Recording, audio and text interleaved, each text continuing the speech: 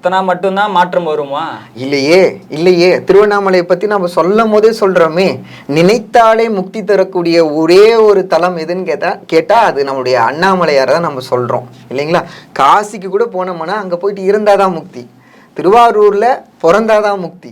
நினைத்தாலே முக்தி தரக்கூடிய ஒரு இடம் அப்படின்னும் போது நமக்கு அண்ணாமலையாரை சொல்றோம். ரெண்டாவது அதுதான் நம்ம சொல்றோம், எங்கும் நிறைந்திருக்கக்கூடிய ஒரு இறைவனை அந்த இடத்துல தான் நாம் போய் தேடணும் அப்படின்ற அவசியம் இல்லை, உண்மையிலே இல்லை.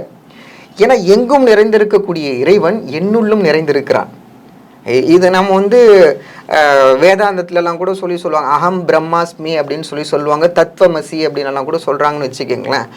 அப்படியெல்லாம் இருந்தாலும் நாம் அந்த இடத்திற்கு போகும்போது அதனுடைய ஆற்றல்களையும் அதனுடைய அனுபவத்தையும் நம்ம பெறும்போது இன்னும் கொஞ்சம் மேன்மை நிலை அடையலாம். அப்போ போகாதவங்க அடைய முடியாதுன்னா போகாதவங்களும் அடையலாம். ஏன்னா இந்த மனித உயிர் பிறந்ததனுடைய முக்கியத்துவமே என்னன்னு